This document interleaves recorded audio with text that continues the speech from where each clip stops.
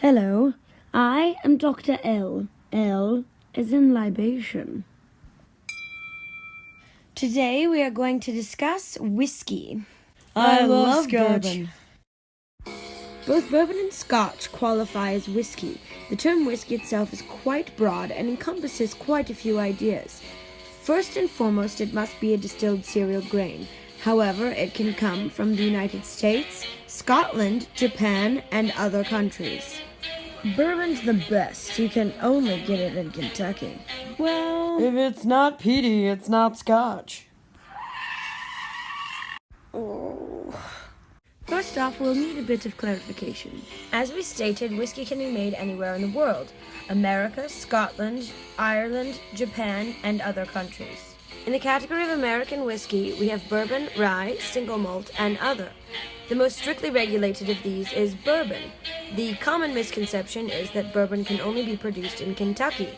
However, it can be produced anywhere in the U.S. That is, the continental U.S. Bourbon is a distilled cereal grain, meaning it can include rye, wheat, or barley. However, to maintain the label of bourbon, it must include a minimum of 51% corn. Rye whiskey having the same parameters, 51%. Rye whiskey has deep ties to the foundations of the United States, most notably with one of its founders, George Washington, as an avid whiskey drinker and distiller. However, it is bourbon that is the national spirit of the United States after legislation was put forth by Thurston B. Morton in 1964. There are many laws and regulations surrounding the production of bourbon. The most notable of these are that it must be a minimum 51% corn, it must be made in the United States, and it must be made in original char American white oak barrels. The category of other in American whiskey strictly meaning that it does not fit the legal standards of any other style of whiskey. This is based on the grain makeup or mash bill of that whiskey. Single malt. Your average Scotch drinker will tell you only single malts come from Scotland. However, single malt strictly means how a grain has been prepared before fermentation and distillation.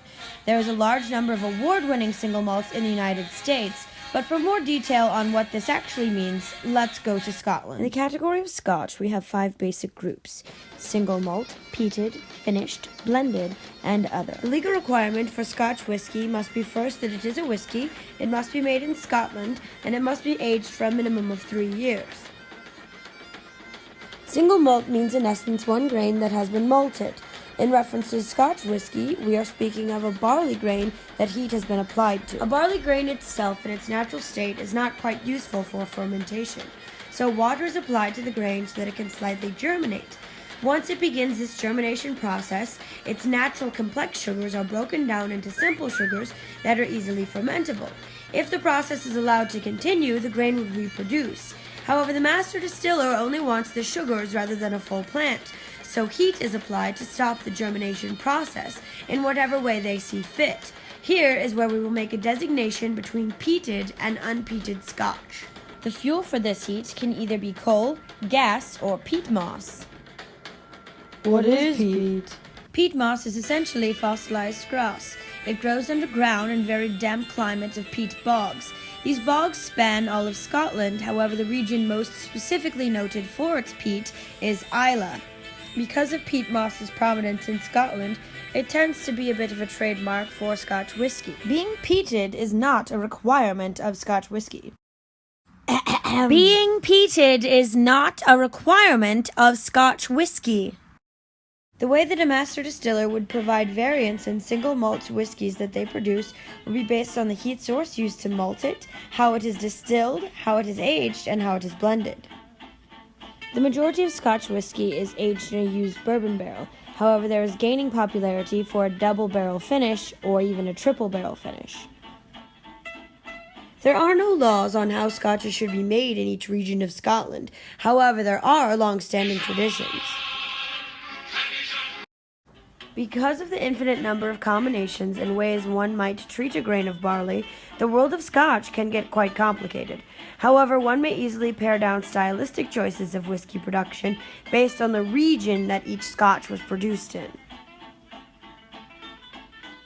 However, the most popular whiskies coming out of Scotland are in fact blends, and the most popular of these is Johnnie Walker. In fact, it is the second most sold whiskey in the world.